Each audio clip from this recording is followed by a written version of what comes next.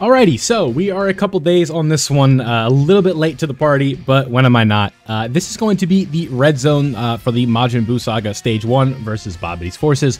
This is going to be the no item run video. Now, if you guys want to see sort of, you know, the missions for the, or videos for the missions and stuff like that, you can just let me know down below and we will work on it, but I wanted to at least make sure that we get the no item run out for every single one of the stages. And so I'm sure, as most of you know at this point, when it comes time for the no item run, guess what team we're using? Yeah, you don't even need to look at the screen. You could have commented it before you even looked at the video. It's like, oh, I bet he's using superheroes, and to that you are correct. There is no shame in my game. I think that it's just all in all to make sure that we assured the no item run. That was kind of just the best way to go about it. I didn't want to play around and deal with these, teams that are going to give us trouble.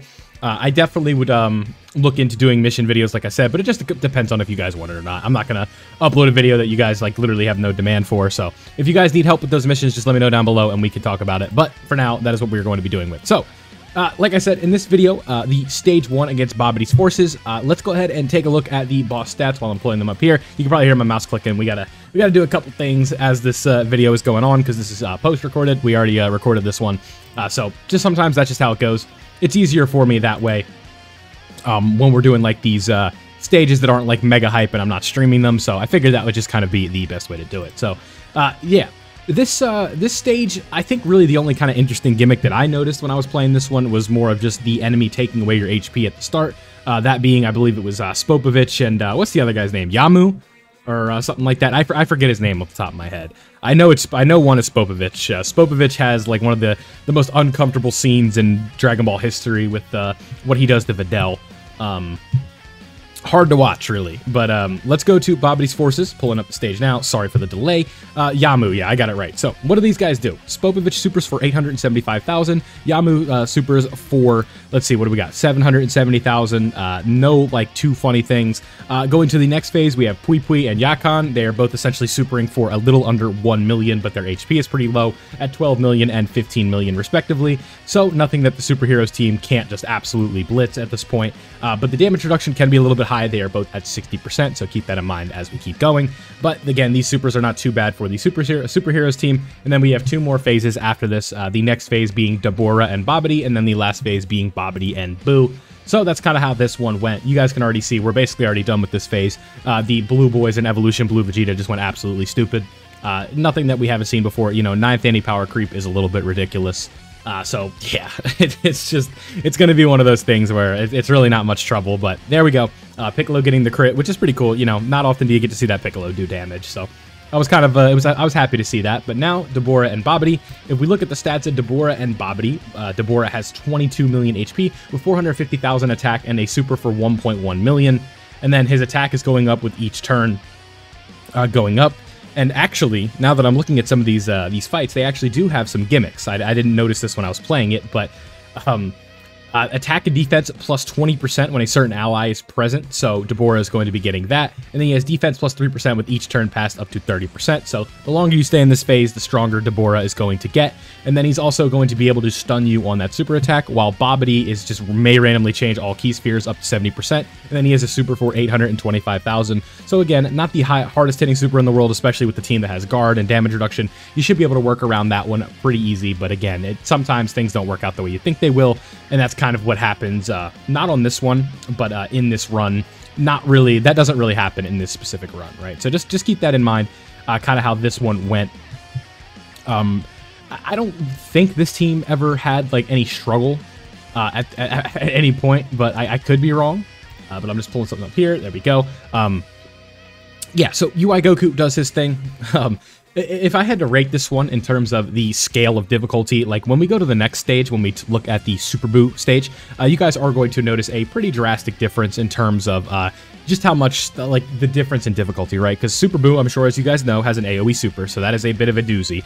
AoE supers are always tough in this game, just kind of with how the game is played. Units aren't really built, especially units that need their defense on super and stuff like that. A slot 1 AoE super is one of the absolute toughest things that a boss can do, so I think it is good that some of these bosses are providing difficulty, because if they didn't, it would just be a boring fight, and that's really not what we're here for. We're here to have fun with these fights and really get some longevity out of them, and then in some cases you just don't get that. Now, I believe right here, yeah, I messed up big time right there because I didn't transform Gogeta into Gogeta Blue.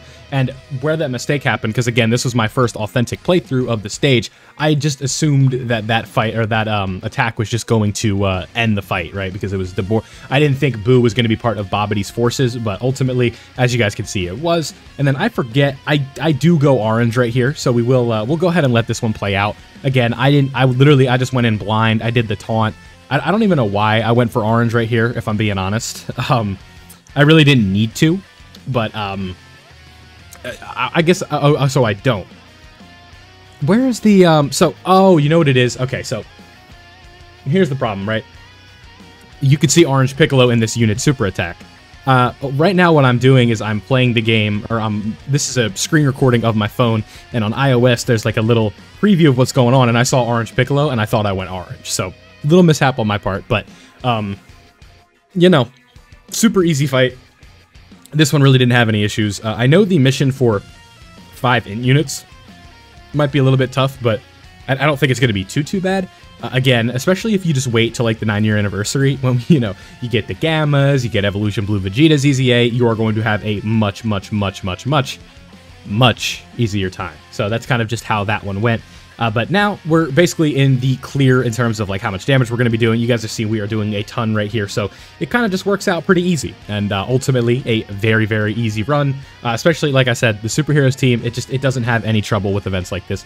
It really, there just isn't an event right now that the superheroes team is just not going to be able to beat. It can absolutely still lose, but that doesn't mean it's going to, like I said, it's not going to you know, have too much trouble, right? Like, the only way you lose is if you get caught or the boss does something dumb, i.e. an AoE super, but you guys will see in the next video, we're just going to be recording these back-to-back when we do the Super Buu run. You will see that we do end up using Orange Piccolo to kind of save our asses. So, there we go.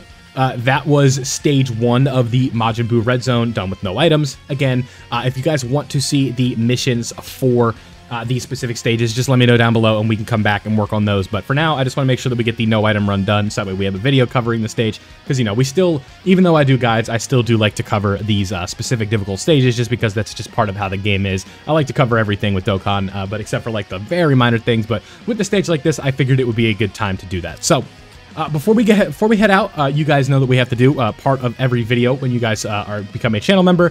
That is what we do. We give you a shout out. So what we are going to do, yep, there you go. You guys can see the stats of the boss. We are going to give a quick member shout out. Let's zoom in a little bit here for you guys. We have Macker. Thank you for being a member. We have Static. We have White Tea Steve, Anto, Wet Towelettes, Blitz, Wanix, Joao, I don't know how to say that. Much love though.